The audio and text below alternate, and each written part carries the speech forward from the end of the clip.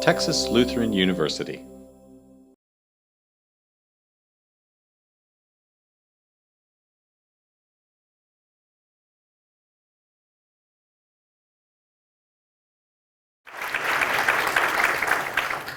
Good morning, everyone. It's great to see you all here, and it's really exciting to be standing before you as we begin this Pedagogy conference. I know this is going to be a great day for all of us, and I can't help but remember a few years ago when Chris Bollinger sat in a committee meeting with several of us, and he said, "We will have a regional teaching conference, and we will have it soon." And I think a few of us thought, yeah, we probably will. I don't know how soon it will be, but here we are. And so, Chris, we're all indebted to you for your leadership and what you've done to make sure that this day happened, and you deserve a round of applause for that.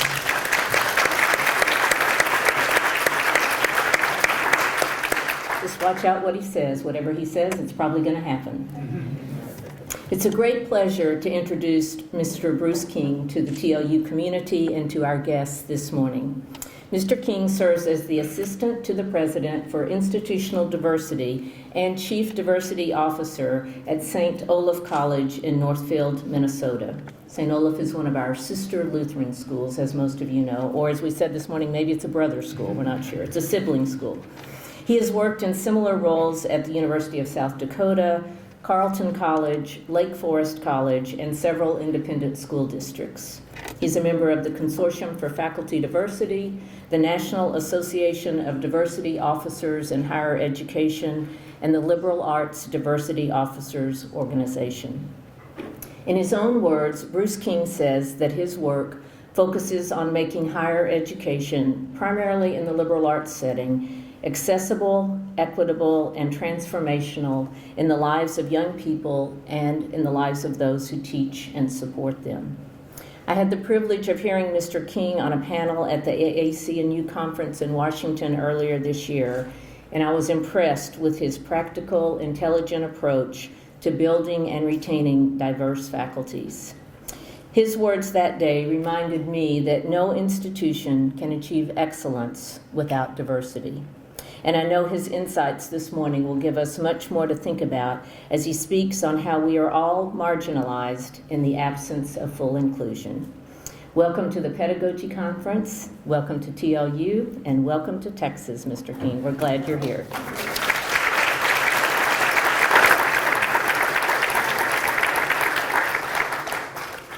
Thank you and good morning. I am indeed very honored and pleased to be here in Texas with you at this conference, which I am just blown away that an institution of your size and stature has really prioritized the art and the art of teaching and teaching effectively. So I'm very pleased to be here.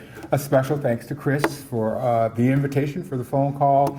Of course, we all have those moments like, how in the world did they find me to come to Texas? And Kimberly, who has arranged my travel, who has just really been a great communicator, to the Vice President, Cottrell.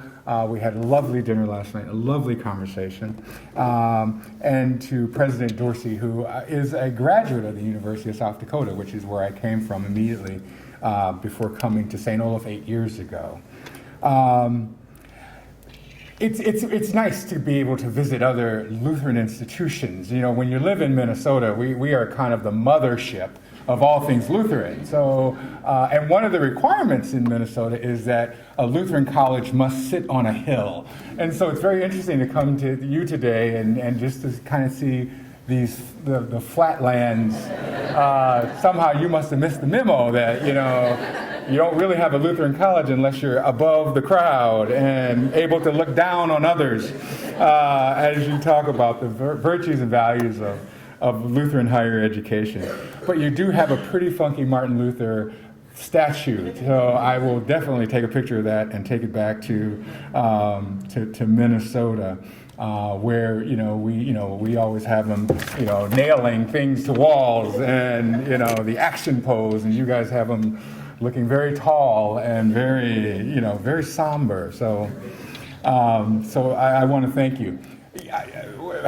One of the things I know that sometimes I have to explain is what is a chief diversity officer? And often people are like, oh my God, so what is that? And are you a police officer? Do you police people? That's not diverse enough. That's, oh my God, you said the wrong thing. You must go to, institutional prison.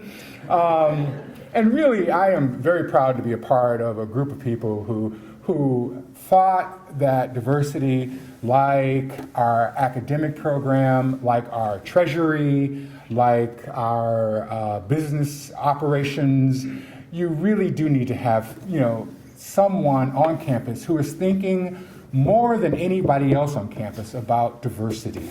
And so I get to work across the campus with a number of my colleagues on the senior staff, making sure that diversity is a part of the conversation in advancement. And when we talk about raising money, when we talk about new initiatives, when we talk about what our alumni are interested in giving in, when we think about admissions, not necessarily, telling parents about how wonderful the institution is, but I spend a lot of time creating partnerships with community-based organizations, creating a relationship so that when, in Chicago, we've done this in Chicago, we've done it in Los Angeles, we've done it in other places, because we know in the Midwest, unlike Texas, we know that the college-going population of white students is declining rapidly.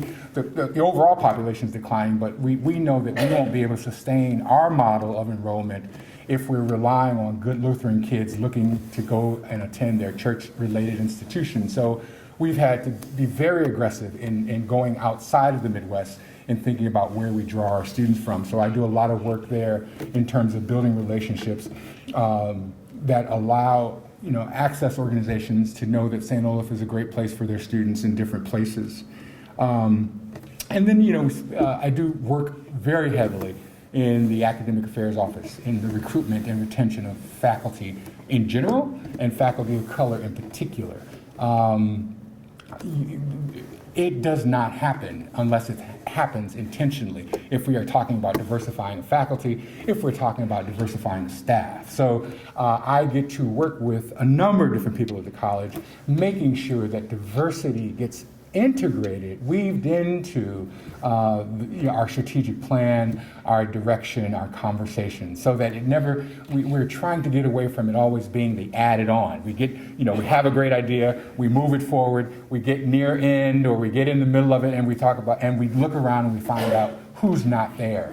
And hopefully, it doesn't always happen, but certainly when you have people who are thinking about it very intentionally, it tends to move and grow with many of the new initiatives on campus. So I know that some of you, in this part of the world and still as a profession, the Chief Diversity Officer is still a new phenomenon, and I just always like to get that out so that you'll better appreciate, what I have to say maybe, and you won't be spending the whole time thinking, now, what does he do? Who is it? What is that? What is that?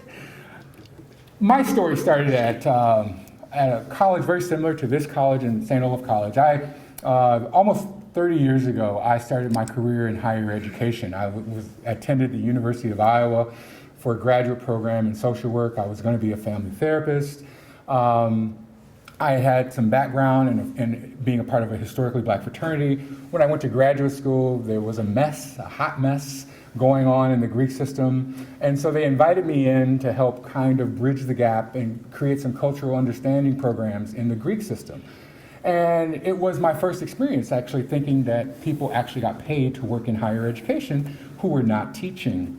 And so when it was time to get a job, I had my social work, I was going to be either a therapist, and then people said, well, you should think about a career in higher education. And so I decided at that time that I would apply for jobs all over the spectrum, and the place that paid me the most, this was in 1987, the place that paid me the most, I would take the job, and I would just follow that. I hope now that our career centers and our centers for vocation do a much better job of teaching people how to pick their jobs and careers. But for me, it was like, who's going to pay me the most, and that's where I'm going to go. And so I actually ended up going to Hope College in Holland, Michigan, and I was just there a few weeks ago to say goodbye to a friend who's retiring after 37 years. Hope was a wonderful place for me. But it wasn't a wonderful place for a first job 30 years ago when I was just 23 and a half years old. I went to the college, again, based on the fact that they paid me the most. And I was I was in charge of campus activities, of the campus program. So I was responsible for all the things that made Hope Hope. The pool, if you're familiar with Hope, they have a big tug of war for the freshman and sophomore classes, winter formal, homecoming, all of the things that really shape the tradition and character of the college. And it was a job that I really enjoyed. When I arrived at Hope, there were approximately 15 students of color that were enrolled at the college. And I'm originally from Chicago. I grew up on the south side of Chicago, never really feeling different, never in need of finding myself in my community.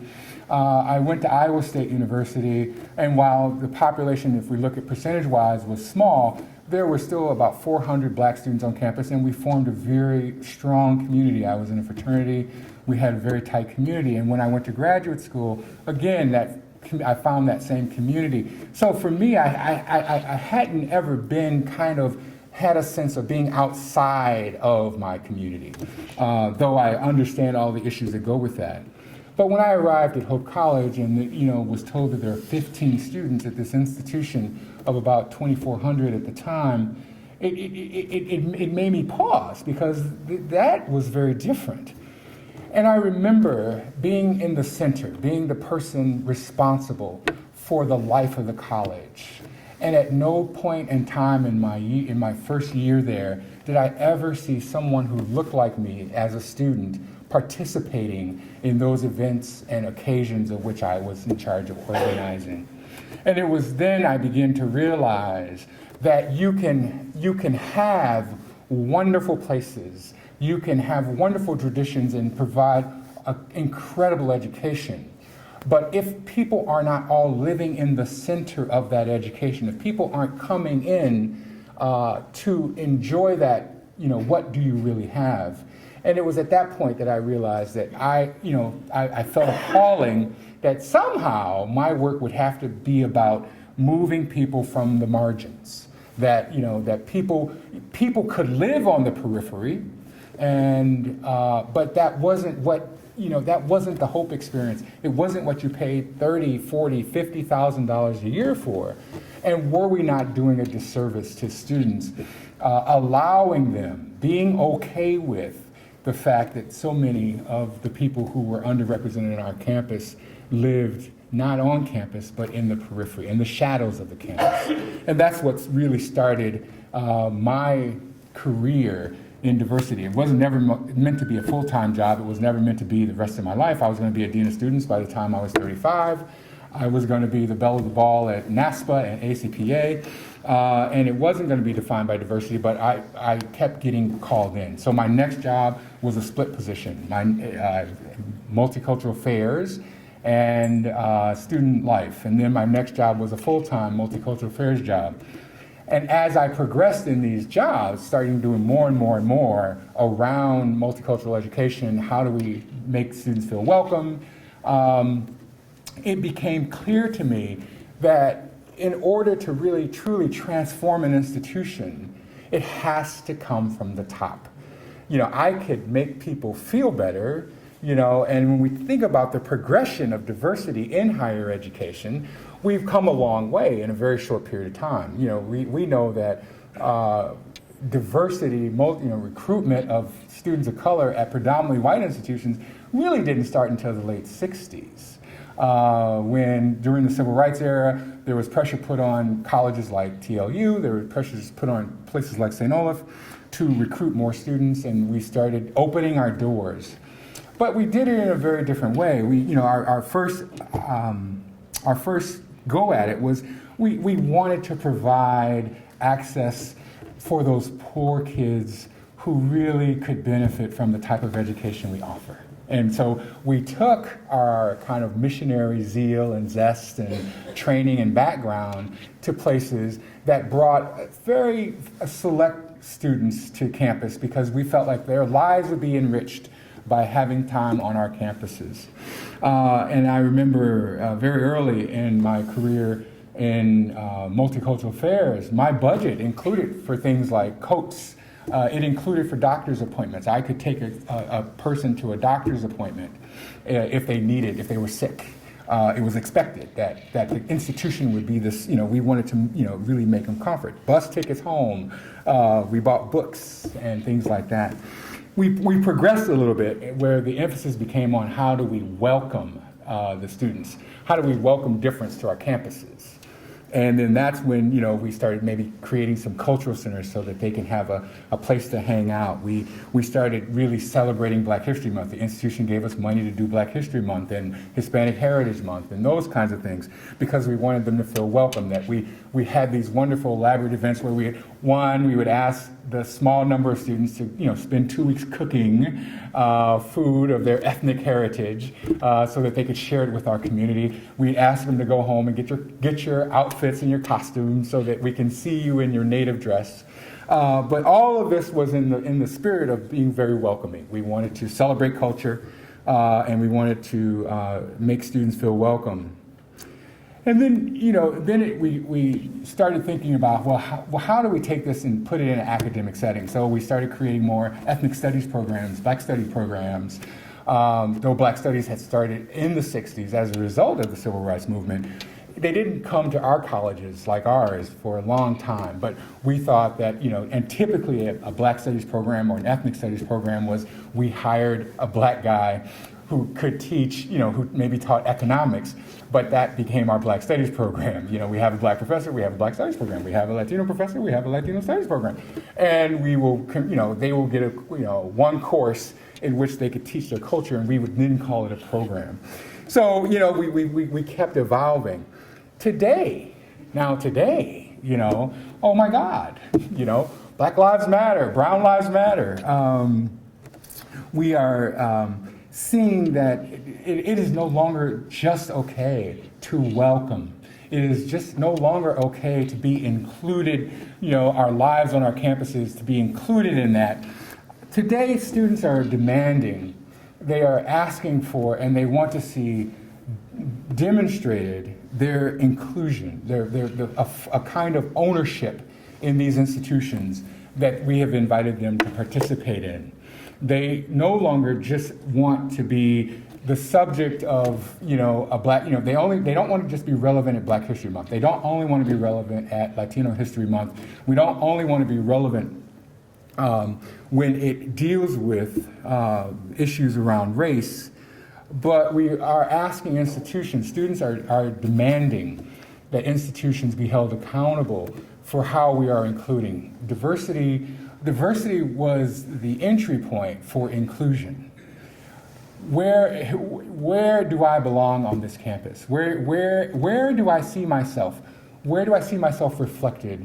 Where is my ownership? Where is the buy-in? That a lot of our students leave institutions. We're St. Olaf, we are Oles. There's a very strong sense of who an Ole is, what an Ole does, what an Ole believes. We all know the same songs, we all sing from the same hymnal. But we find that a lot of our students of color and our underrepresented students, leave without feeling like an Ole. And so I think that what students are asking for now is, how are we included? How will we own this? And we've seen examples of it at Yale University, the University of Missouri, how a football team could react such that it got a new president. How are we using our power? How are we using our voices? And it's the voice of protest. And so I know that we've seen a lot around Black Lives Mattering.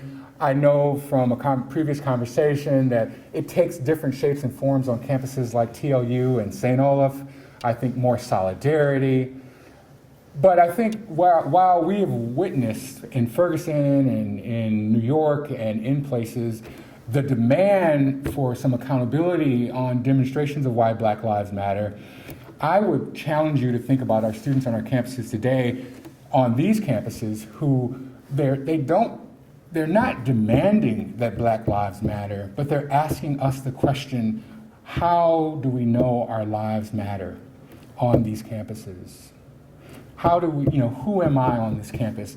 And if I'm going to spend 4 years, the 4 of the most important years of my life, how will I be nurtured? How will you address the needs that I have as students?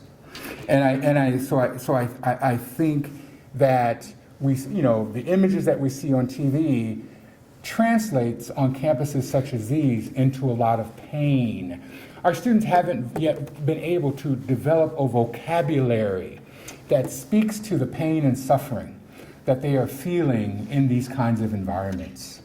They haven't yet been able to, because they still in some ways feel privileged, so privileged to even be in these spaces. When you look at what's happening in the world and the fact that you have this beautiful campus and you have housing and you have food, you have meals 3 times a week, 3 times a day, and people are very kind and very friendly, but they're dealing with an inner angst about do I really belong here?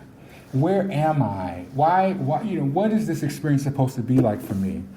And so I think that while we've given a lot of attention, negative attention, positive attention to the whole idea about disruption, because that's the new thing, and I think that's, to be honest with you, I had to say this to our president at St. Olaf, that we had been in a pattern of things happen, somebody writes something stupid on a bathroom wall, someone does something to destruct a poster, someone says something to someone that is very offensive, and there's a big blow up, and students want to see something happen. And then what we do is we try to address it, but quietly we wait for it to go away. We really want, we respond, we hope that it typically happens on the heels of a break, it typically happens at the end of a semester, and we just look forward to getting to this finish line. We've always had this imaginary finish line where things will calm down and we can get back to normal. And I think what we're seeing today, that this is the new normal, that the world is demanding, that people are saying we will not be doing business as usual. And I think we see it playing itself out in higher education in some very different ways, but it's the same message. I think students are asking us at TLU, students are asking us at St. Olaf, how do our lives matter? Show me how our lives matter, because we don't see them reflected in the classroom. We don't see them necessarily reflected in the names of buildings. We don't see it reflected at Christmas Fest, when every Norwegian sweater that exists in the United States comes to Minnesota and comes to Northfield and drives up the hill for Lefse and Lutefisk, and we celebrate the very origins of this institution that we all call home. But it becomes very clear during those 4 days in December who really owns the institution. And there's no chief diversity officer that can change that happening on our campus, and they look and they're confused. And so I think that we have to think about that, and I think one of the ways we can address that is in the classroom, which makes this conference and which makes the work that we're doing today here incredibly important. It's incredibly important because even in the harshest storms, our students look toward the faculty and they look toward the classroom as being safe havens where they know that they will have some respite, they know that they will have conversation, and they know that there are people there who will be sensitive to and help them better understand the larger context of the world in which they're living in. I think that, when what we've seen at St. Olaf happening is that, we have incredibly increased the number of international students on campus. When I arrived at St. Olaf in 2008, I think we had 5 degree-seeking international students. We kind of hitched our wagon to the Davis program. I don't know if you're involved. The Davis program is a program that helps fund and support international students through the World Colleges Association, the World College Association. Today, there are more than almost 400 international students in St. Olaf College. And so when we talk about Black lives and brown lives mattering, we cannot get that confused with our global interests. We cannot necessarily try to merge the two. And it's easier for us to think globally. If you were to poll the faculty, the number of faculty engaged in global issues far outnumbers the number of faculty engaged in domestic issues. It's been easy for us. We have a stronger, more informed global vocabulary than we do domestic vocabulary. We still struggle on our campuses, and I would imagine, and I've only been here for less than a day, but I would imagine that on this campus we still struggle. Faculty struggle, staff struggle with having real conversations around race. We have problems with real conversations around class. We have struggles with real conversations around, gender identity, sexual orientation. And in the absence, and in our struggles, we tend to avoid. And it's always a good Lutheran way to, we are, some of the most kindest, most compassionate, passive-aggressive people I know, because we don't have, conflict is something that we hate, and we avoid making people feel bad. And so in the absence of knowing what to say, we often go silent because we don't want to offend, and we don't want to create more problems for people. So students feel our silence. They are devastated by our paralysis and our inability to address some of the hot button issues of the day. I use an example with my senior staff.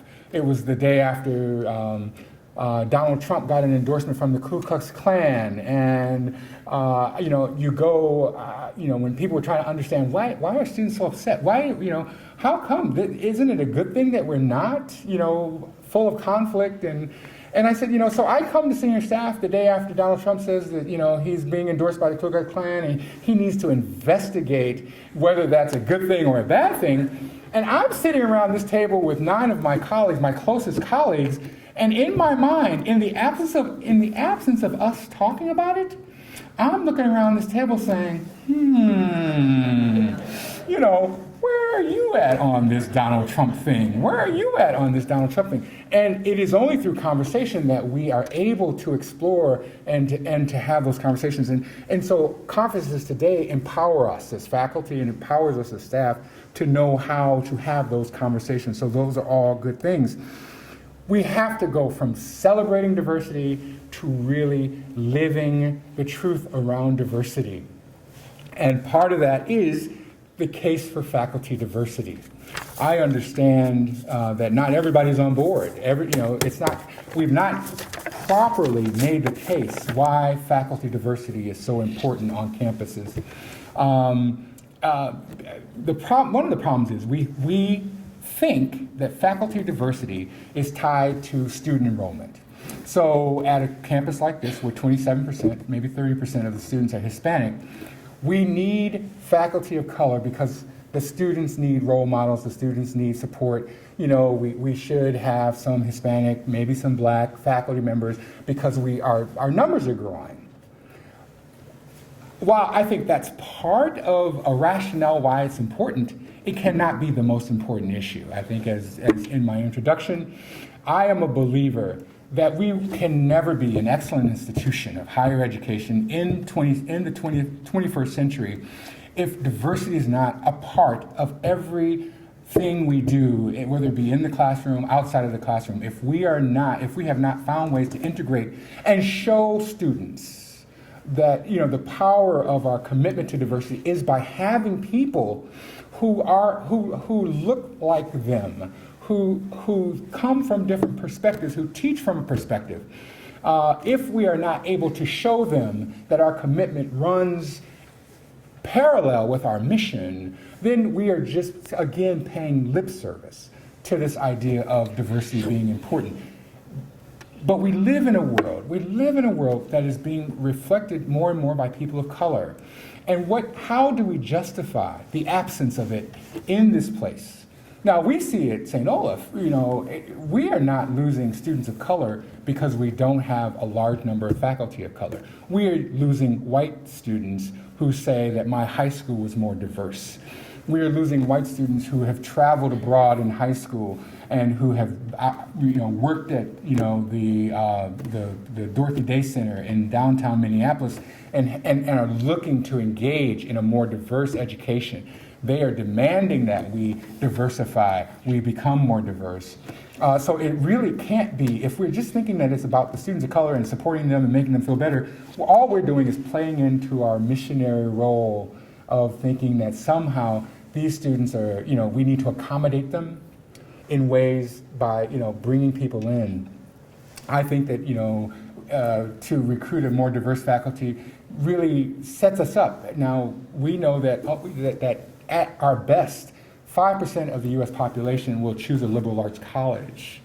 And we know that diversity is such a growing concern that we have to reflect the world in which we're going to be sending our students out into. We cannot talk about the power of global education. We cannot talk about the power of liberal arts when it is done in a vacuum, when we are not making intentional strides to have an inclusive community of people on our campuses. This idea that it's politically correct to have faculty of color because it'll make us look good. Well, no one's really looking, we're not trying to create a portrait here. What we're trying to do is best serve our students. And our students need to see that black people, brown people, Latino people, Mexican people can, they're not only people that, live in their neighborhoods, that they're also people who teach, they're people who help in residence halls. And so it becomes more imperative that we diversify our communities, and we do it through the hiring of faculty and staff. When we look around this room, and we have to be mindful, as I was at Hope College so many years ago, it's easy to look around the room and say, wow, this is great, all these people are here, look at who's here. But it's also important that we have to look at who's not here and why are those faces here, and are we better than who we currently are? And I would challenge you to think about that as you go throughout this day. I think the other piece is that, despite what people think, white people don't have to do it all. There are people who want to help with this burden, this idea of education, that we somehow believe that institutions, especially institutions such as ours, Lutheran institutions, we have this tradition, we have this history, we have this mission, and that we've been educating people for years and years and years and years. But there are other people who are willing to help us out with that. There are people, and this idea that, they're too expensive. This idea that, oh my God, that, only 5 people graduated last year with a PhD in music. That we found that not to be true at St. Olaf. We know that not every person, every academic of color is gainfully employed. We know that there are people who are adjuncting. There are people who are looking for places like this. But we have to make ourselves known. We have to be intentional about our searches and making sure that we've identified candidates of color who can fill the positions that we have. It takes a little bit of work. It requires us to move outside of our comfort zone, but we've done it, and you've done it. I mean, you have a nursing program that you have decided late in the game that you want to do nursing, and you're making nursing happen. I understand you had an aviation program that at some point decided that you wanted to do aviation, but to your credit, you decided that maybe we don't want to do aviation. So but we have made bold moves before, and I think that this is going to require a bold move because it doesn't happen unless it happens intentionally. So my advice to you is that while we are going to talk about pedagogy and while we're going to talk about different ways of teaching and thinking, it also could include the presence and greater participation of people who represent those perspectives in which we'll be talking about, those people who've written history and been a part of history. So let us try to make more room at the table. In conclusion, because you got a lot going on today and things you want to do, I think as you go throughout the day, as I go throughout the day, this conference has a lasting impact. It's not we got to move away from thinking about these as professional development opportunities and really thinking about them in ways in which we build the future of our institutions. The better we get at having culturally responsive classrooms, the better we get at engaging pedagogically students, young people today, the better we will be, the stronger our institution will be in the future. So it's got to be more than just a professional development opportunity today. The world is counting on us. I think the country, when we look at, I don't know if this is just you, but when we looked at what was happening in Ferguson, when we looked at what happens in other parts of the world, in other parts of the country, I tend to believe, God, they just need some liberal arts thinkers. They need people who can see things from different perspectives. So as you go about today, know that this work is so important. This opportunity that you have is so incredibly important.